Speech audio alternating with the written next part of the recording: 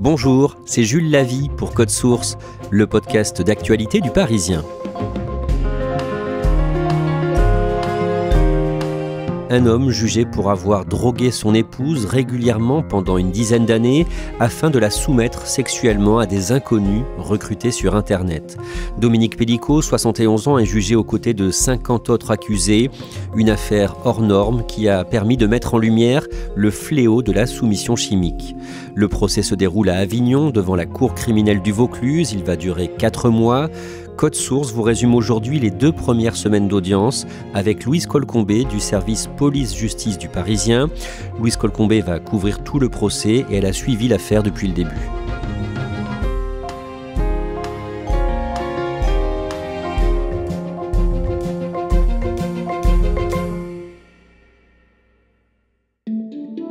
Louise Colcombé, on va rappeler brièvement les faits. D'abord, un retraité âgé de 71 ans est jugé pour avoir drogué sa femme avant de la livrer à des inconnus trouvés sur Internet. Des faits qui se sont déroulés dans la maison du couple à Mazan, dans le Vaucluse, pendant une dizaine d'années. Oui, il s'appelle Dominique Pellicot, c'est un homme en apparence tout ce qu'il y a de plus banal, qui a 50 ans de vie commune avec Gisèle, son épouse. Ils ont eu 3 enfants, une fille et 2 garçons. Ils se sont installés dans cette maison du Vaucluse donc pour y couler une retraite paisible après avoir vécu longtemps en région parisienne. Il est reproché à Dominique Pellicot d'avoir recruté des hommes qu'il trouvait sur Internet, sur un site qui s'appelle coco.fr, et il leur proposait de venir chez lui pour ce qu'il présentait comme un plan libertin, mais dans lequel son épouse serait endormie, avec des anxiolytiques très forts qu'il lui mettait dans sa nourriture ou dans sa boisson. Et ces hommes venaient la nuit. Gisèle Pellicot était totalement inconsciente, elle ne se souvient de rien. Ils abusaient d'elle et tout cela a été filmé par les soins de Dominique Pellicot qui a gardé tous ces fichiers.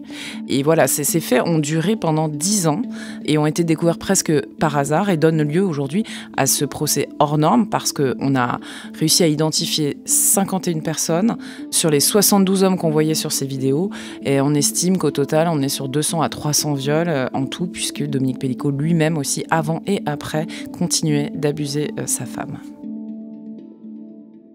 En plus de Dominique Pellicot, 50 autres suspects sont jugés et il y a tous les profils, des chauffeurs routiers, des employés du bâtiment, il y a aussi un pompier, un journaliste, un expert informaticien et il y a tous les âges.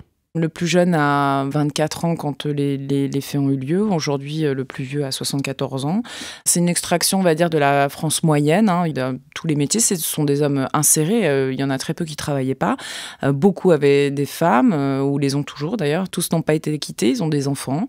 Quand on rentre dans la salle d'audience, on ne se dit pas qu'on est face à des dangereux criminels. La victime, Gisèle Pellicot, a voulu que ce procès soit public, c'est-à-dire que des citoyens et des citoyennes puissent venir le suivre sur place, tout comme les journalistes. Expliquez-nous ça. Gisèle Pellicot, au tout départ, elle ne voulait pas que son histoire soit dévoilée, on peut la comprendre.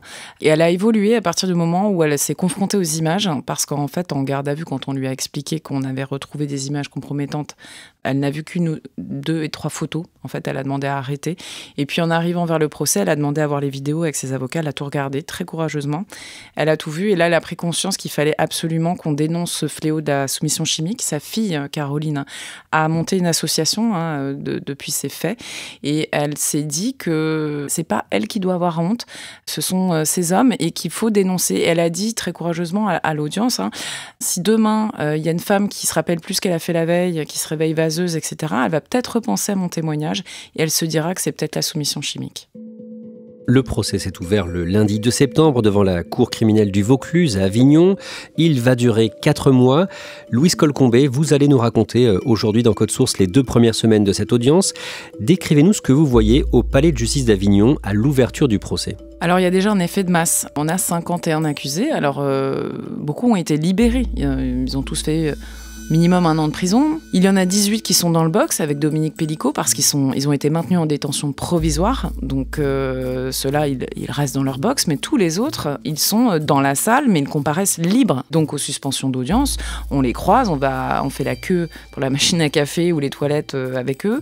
La famille de Gisèle, ses enfants et elle doivent se faire tout petits, ont une entrée spécifique pour ne pas croiser ces hommes, comme s'ils continuaient à envahir un peu l'espace public. Et au départ, il n'y avait pas beaucoup de public, ça m'a un peu étonnée. Et au fur et à mesure de la médiatisation de l'affaire, le public a commencé à arriver très, très, très nombreux. Et maintenant, il fait la queue tous les jours des heures pour pouvoir rentrer.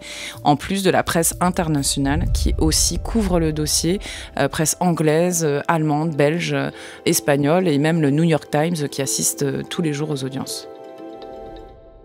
Et pour une partie d'entre eux, en tout cas, ces accusés ne semblent pas particulièrement honteux dans leur comportement. Le premier jour, c'était assez frappant. En fait, beaucoup ont été détenus ensemble, donc ils se connaissent. Et donc, c'était un peu les retrouvailles des vieux copains. Enfin, ça donnait presque cette impression. Ils se disaient bonjour, ils se saluaient par des tchèques. Ça donnait cette impression bizarre que, comme ils étaient beaucoup, finalement, peut-être pour eux, ça leur semblait moins grave, comme si leur responsabilité était diluée. Au fur et à mesure, beaucoup ont commencé à se masquer le visage avec ces masques qu'on portait pendant le Covid, ou à mettre des casquettes, des lunettes, ou relever un peu leur col quand ils doivent sortir par peur d'être vus. Mais le premier jour, vraiment, l'impression qui se dégageait, c'était que, voilà, on allait à un procès, on va à son procès où on risque 20 ans, mais assez tranquillement. Dominique Pellicot, à quoi il ressemble ? Dominique Pellicot, il ressemble à votre voisin de palier, il ressemble à un retraité. Il est assez fort de carrure, un peu bedonnant, cheveux gris, grisonnants. Il a quelques difficultés à marcher, il arrive avec une canne. Il est rasé de près, les cheveux coupés. Il est arrivé de manière très présentable à l'audience. Vraiment, voilà, quelqu'un qu'on pourrait croiser dans la rue tous les jours. Et son épouse, son ex-épouse Gisèle Pellicot, le revoit pour la première fois depuis les faits ? C'est la confrontation avec sa famille pour la première fois. Il faut savoir que la façon dont est situé le box et le banc des parties civiles fait qu'ils se croisent, en fait, leurs regards se croisent, ils sont pile en face. Malgré la forêt de têtes d'avocats et d'accusés, finalement, ils se voient. Ils ont tous ces enfants fixés. Dominique Pellicot, ils l'ont pas lâché du regard toutes les premières journées pour le harponner, quelque part le mettre face à ses actes. Et lui-même, il avait l'air de chercher aussi beaucoup le regard de son épouse, qu'il dit encore aimer. C'est tout le paradoxe de cette histoire. Donc il y a cette espèce de confrontation à l'intérieur de la salle qui est intéressante à voir. Le mardi 3 septembre, les dizaines de prévenus sont invités à décliner leur identité. Une prise de parole très courte, ils seront interrogés plus tard dans le procès. Très peu d'entre eux reconnaissent avoir violé Gisèle Pellicot. Voilà, ça c'est la seconde étape très formelle, c'est-à-dire qu'on demande aux accusés quelle est leur position sur les faits. Parce qu'entre-temps, ils peuvent avoir changé d'avis. Certains avaient reconnu en garde à vue, ils peuvent avoir évolué, et d'ailleurs certains ont évolué. Quand on leur avait dit en garde à vue, monsieur, regardez les vidéos, vous en pensez quoi ? Oui, j'ai honte, je suis coupable, c'est bien un viol. Entre-temps, ils ont pris des avocats, ils ont réfléchi, et puis beaucoup, on a fait le décompte, 35, disent aujourd'hui je reconnais les faits, c'est-à-dire je reconnais, difficile de nier, puisque ce sont eux sur les vidéos, et on les voit commettre ces actes sexuels sur Madame Pellicot. Je reconnais donc la matérialité, comme on dit en droit, mais pas l'intention. J'avais pas prévu de la violer, puisqu'en fait, je ne venais pas pour violer, je venais pour faire un plan à 3 où, soi-disant, elle était consentante. Et ça revient à nier le viol, en termes légaux, tout simplement. Ils expliquent qu'effectivement, qu'ils ont vraiment cru ce que racontait Dominique Pellicot. Alors pour beaucoup, ça va être parole contre parole parce qu'on n'a pas les écrits. Skype, c'est 1 an maximum d'écrits, on ne peut pas revenir en arrière. Mais beaucoup décrivent un peu un manipulateur qui leur a servi un peu le discours qu'ils voulaient bien entendre. Pour le pompier, c'était ma femme, justement, elle rêve de faire ça avec un pompier, etc. Ils disent qu'ils ne savaient pas forcément qu'il y avait des somnifères, ils ne savaient pas forcément qu'elle était droguée. Et puis, il y a même plus surprenant encore, il y a un accusé qui d'ailleurs lui reconnaît et s'excuse, mais dit mais moi je suis désolé, je suis homosexuel, en fait j'avais rendez-vous avec Dominique Pellicot pour une relation homosexuelle, et en fait il m'a tiré par la manche pour me dire occupe-toi d'abord de ma femme et ensuite on aura une relation. C'est dire que se dessine quand même quelqu'un qui sait manier les autres pour les amener là où il veut. Après le problème c'est pas comment ils sont arrivés jusque dans cette chambre, c'est pourquoi ils n'en sont pas sortis plus vite. Le mercredi 4 septembre, les enquêteurs de la police judiciaire sont à la barre. Rappelez-nous d'abord comment tout a démarré. C'est le vigile d'un supermarché qui repère Dominique Pellicot en train de filmer sous les jupes de femmes dans le supermarché. Donc il se fait attraper. Le vigile appelle la police. Il y a la conscience professionnelle de ces policiers du commissariat de Carpentras qui se disent que malgré ces airs de bon papy, on va quand même vérifier ce qu'a Dominique Pellicot dans ses affaires, puisqu'on retrouve quand même dans sa sacoche des préservatifs, un appareil photo, 2 téléphones, un caméscope. Ils vont surtout trouver d'emblée une photo d'une femme endormis, allongés dans une drôle de position, dévêtus en porte-jartel. Ça les intrigue. Et puis, ils vont trouver dans des conversations Skype qui sont très évocatrices, puisqu'elles parlent de viol et de rapports sexuels sur quelqu'un qui serait endormi. Donc là, ils comprennent très vite qu'en réalité, ils tiennent là un potentiel criminel d'envergure. Et plus tard, dans le disque dur de Dominique Pellicot, les enquêteurs vont retrouver les vidéos des viols de son épouse. Louise Colcombé, les enquêteurs de la police judiciaire qui sont à la barre ce jour-là, racontent cette enquête particulièrement difficile. Les enquêteurs de la PJ, en fait, ont constitué un groupe restreint avec des hommes assez solides pour pouvoir supporter ces vidéos, parce que ce sont des heures et des heures à les regarder pour essayer d'identifier ces hommes. Parce que l'urgence, c'est de les arrêter et de mettre fin à tout cela, et éventuellement mettre fin à d'autres crimes, parce que qui nous dit que ces hommes-là ne font pas la même chose sur leurs femmes? Donc là, c'est un peu la course contre la montre, et donc il y a cette urgence, et voilà, et on est obligé de regarder pour prendre une bonne photo, etc., et puis pour caractériser les faits, parce que chaque vidéo a fait l'objet d'un résumé, etc. Et on les sentait très touchés. Ils envoient des horreurs, mais celle-ci semble les avoir particulièrement heurtés. Après avoir été arrêté pour ces faits de voyeurisme dans un supermarché de Carpentras le 12 septembre 2020, Dominique Pellicot a été laissé libre dans l'attente de son jugement. Et dans les semaines qui ont suivi, il a continué à violer son épouse. Oui, parce que Dominique Pellicot, il se doute que ça risque de très très mal tourner pour lui. On lui a saisi ses téléphones, c'était pas prévu. Dedans, il y a des choses, il le sait. Et en fait, il l'a dit dans l'enquête, il voulait profiter de sa femme encore jusqu'au bout et il va organiser 3 autres viols avant que tout s'arrête finalement. Comme un toxicomane en manque, il lui faut sa dose et donc il se dit allons-y, voilà, c'est quasiment fini, donc je continue. À l'audience, le jeudi 5 septembre, la victime, Gisèle Pellicot, témoigne. Elle explique comment sa vie s'est effondrée quand les policiers lui ont appris les faits début novembre 2020. Oui, alors elle est convoquée avec son mari qui lui a avoué avoir fait une bêtise, je cite, c'est-à-dire donc avoir filmé sous les jupes de femmes au supermarché. Et pour elle s'en a expliqué avec lui, elle lui dit « tu t'excuseras, tu iras voir un psy » et puis bon, voilà, c'est affaire réglée. Et elle pense qu'elle est vraiment convoquée, elle, pour une simple formalité. Et puis, elle comprend au fur et à mesure des questions qui deviennent de plus en plus insistantes, de plus en plus intimes, qu'il y a quelque chose qui cloche. Et là, on lui montre des photos et elle se reconnaît pas du tout. En fait, elle sait pas qui est cette femme.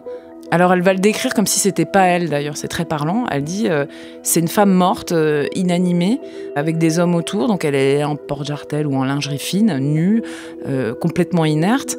Et il y a un homme et son mari à côté, en train de lui faire des choses. Franchement, elle comprend pas. Et elle voit une photo, 2 photos, et on lui dit « Madame, c'est bien votre chambre à coucher, regardez la lampe, là, la table de nuit. » Et là, elle finit par comprendre, en fait. Et voilà, là, le monde s'écroule. En fait, c'est 50 ans de vie commune, avec un homme en qui elle avait une absolue confiance, qu'elle l'aimait, avec qui elle a eu 3 enfants, ils ont des petits-enfants, enfin, tout se passait à merveille. Et là, il n'y a plus rien, quoi. Tout est pulvérisé. Bon, qu'est-ce que je fais? Et d'ailleurs, elle dit, le soir même, elle a pensé à mettre fin à ses jours. Et puis, elle pense à ses enfants et ses petits-enfants. Elle se dit non, il va falloir que, voilà, j'y vais, j'affronte. Et là, elle comprend pourquoi, à plusieurs reprises, elle avait des problèmes de santé, des problèmes de mémoire. Alors c'est ça qui est fou, c'est que Gisèle Pellicot, elle avait des énormes problèmes de santé parce qu'il lui mettait des doses inconsidérées. Il y a des effets secondaires, elle dormait la journée, elle se souvenait plus de conversations qu'elle avait eues, elle avait des absences, des trous de mémoire, elle savait plus. Elle avait peur, elle s'est dit j'ai Alzheimer, j'ai un problème, et puis elle a aussi quelques problèmes gynécologiques. Et donc elle était allée voir des neurologues, elle n'a pas du tout laissé ça comme ça. Les neurologues n'y comprenaient rien, elle a passé un scanner, il n'y avait rien. C'était fait une raison, elle s'est dit, de toute façon, je dois avoir quelque chose, une tumeur au cerveau, j'ai un problème, je suis condamnée. Mais jamais elle aurait pensé à ça. Sur ces problèmes gynécologiques, ces douleurs, son mari a ironisé une fois quand elle lui en a parlé. Oui, c'est ça aussi qui est fou quand on regarde cette histoire après coup, c'est qu'elle est en visite chez sa fille et là, elle a un problème, elle dit à sa fille, trouve-moi vite un rendez-vous en urgence, là j'ai un souci. Et elle raconte ça à son mari qui trouve le moyen de lui dire en rigolant, sous-entendu, tu me trompes, mais alors qu'est-ce que tu fais de tes journées ? Détail ahurissant quand on voit ça aujourd'hui. À la barre, Gisèle Pellicot raconte qu'elle se souvient d'un jour où son mari lui a préparé un repas particulièrement tôt, de façon surprenante. Oui, à ce moment-là, on est dans la période en fait entre les 2 gardes à vue. Et c'est d'ailleurs son dernier viol. A priori, elle revient de région parisienne encore parce qu'elle a été au chevet de son fils qui se faisait opérer. Elle descend du train et là, son mari la récupère et puis il s'affaire à la cuisine. Il lui fait un écrasé de pommes de terre, mais il est 18h. Elle dit « Bon, dis donc, tu perds pas de temps ?»« Ah oui, mais comme ça, on va bien profiter de la soirée. » La réalité, c'est qu'elle va encore sombrer dans un coma cette nuit-là, dont elle ne se souviendra pas, et qu'elle va encore subir des choses de la part d'un homme qu'elle ne connaît pas. Gisèle Pelicot revient aussi sur les mois qui ont suivi cette déflagration. Elle s'est débarrassée de tout ce qui l'a relié à son mari et violeur. Il va falloir vider la maison, donc elle jette un coup d'œil, elle regarde.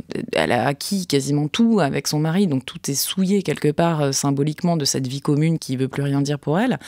Elle dit qu'elle va tout brader sur le bon coin. Elle dit dans son témoignage, voilà, j'ai pris mon chien, 2 valises, et c'est tout ce qui me restait de 50 ans de vie commune. Louise Colcombé, le même jour, la cour criminelle doit l'interroger sur une question délicate. Les magistrats demandent à Gisèle Pelicot de confirmer qu'elle était bien inconsciente au moment des faits. Oui, parce que pas mal d'accusés ont cette ligne de dire mais attendez, qui me dit qu'elle faisait pas semblant? Vous avez des vidéos, vous me dites qu'elle dort, mais est-ce que c'était pas un jeu? Parce que c'est ça qu'on m'a vendu sur le site Coco, c'est ça qu'il présentait, disent-ils. Et donc, on est obligé forcément de lui demander, écoutez, madame, est-ce que oui ou non, c'est un jeu? Le président s'excuse un peu parce que, bon, c'est délicat de lui demander est-ce que vous n'êtes pas une menteuse, en gros. Et puis, voilà, elle va dire, écoutez, non, mais moi, non, évidemment, je me souviens de rien, j'étais totalement inconsciente. Et puis, je n'ai pas non plus fait d'échangisme ni de triolisme de toute ma vie, jamais. Le vendredi 6 septembre, la fille de Dominique Pelicot, Caroline, qui avait témoigné dans Code Source, et les belles-filles de l'accusé se succèdent à la barre. Les belles-filles, donc les épouses de ses 2 fils. Qu'est-ce que vous retenez du témoignage de ces femmes? Toutes les belles-filles ont été prises en photo à leur insu, nues, dans la salle de bain. Caroline, il y a en plus des photos qu'on trouve d'elle où elle est dans une position un peu inerte.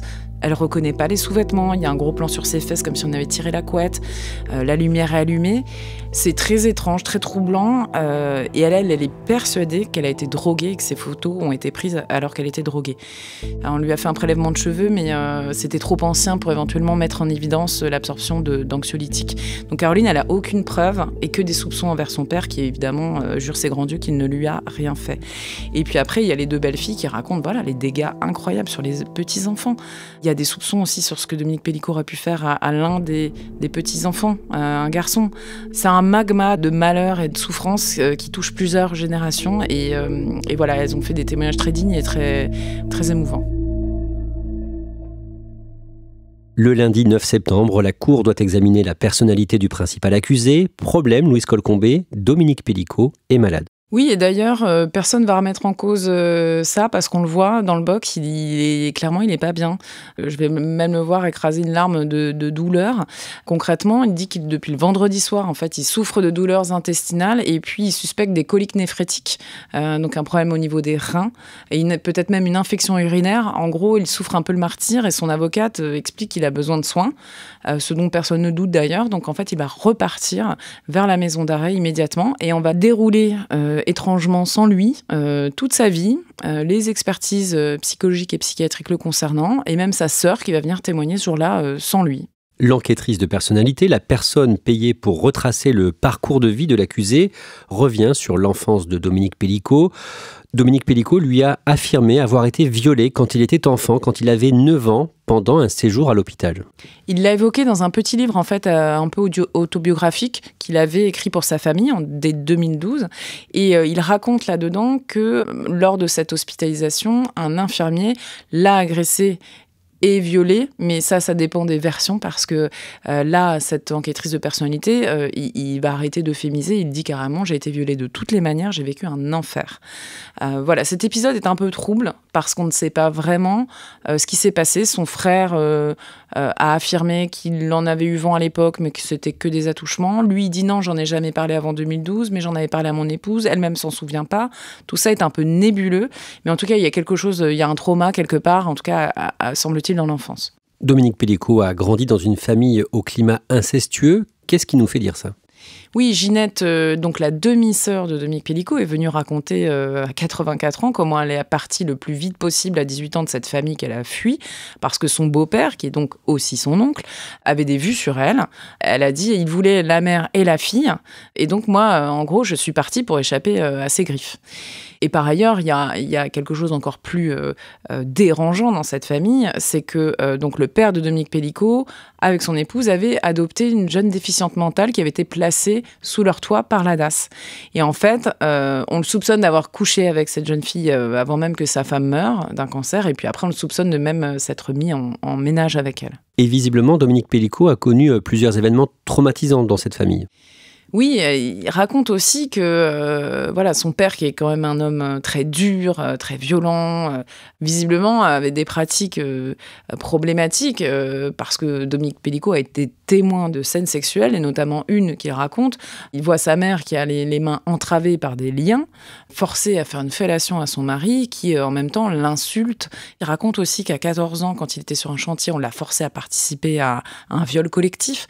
Voilà, il y a quand même tout un environnement très problématique sur ces questions-là, avec lesquelles Dominique Pélicaud va grandir. Et à un moment, il dit « Mon père ne respectait pas sa femme ».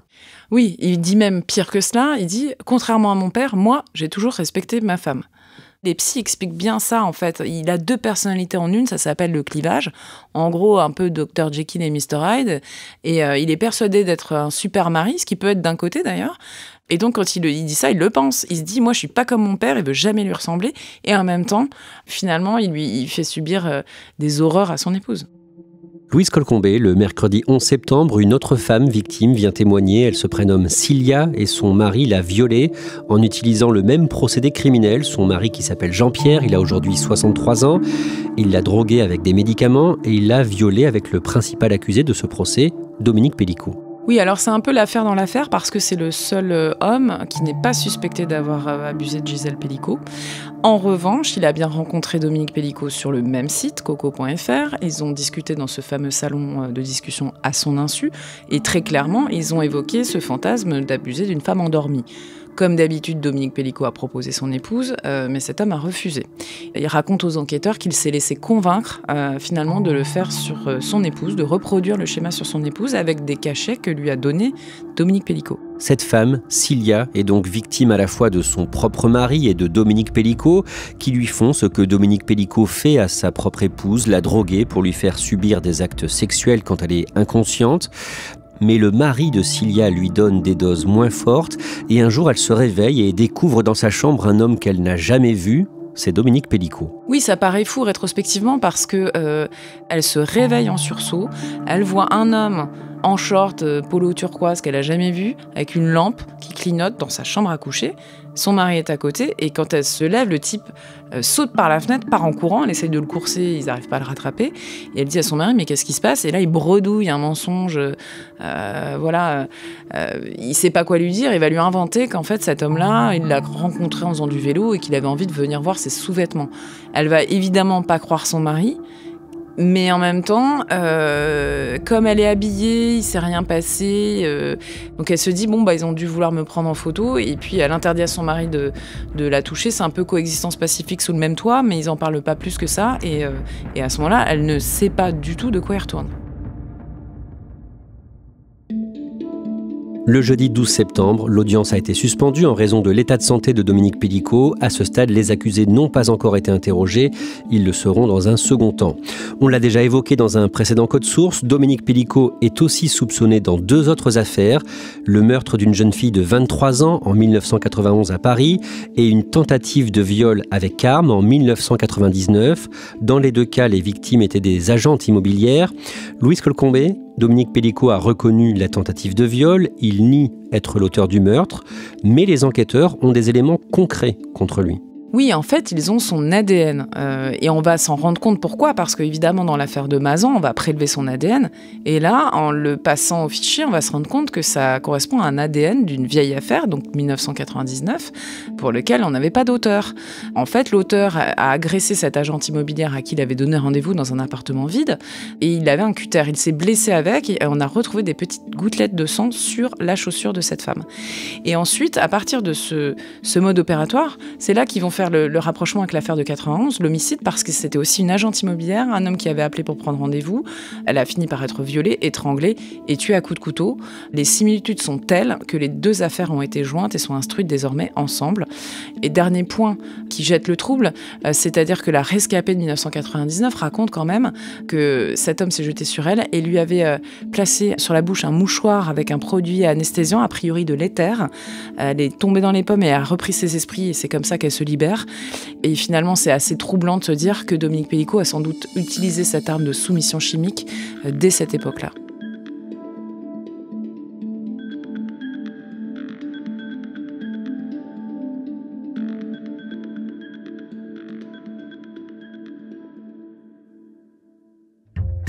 Merci Louise Colcombé. Ce podcast a été produit par Raphaël Pueyo, Clara Garnier-Amouroux et Barbara Gouy.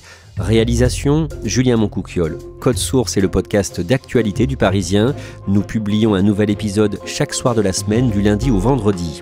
N'oubliez pas le deuxième podcast du Parisien, Crime Story. Chaque samedi, une grande affaire criminelle racontée par Claudia Prolongeau avec Damien Delsoni, le chef du service police-justice du Parisien.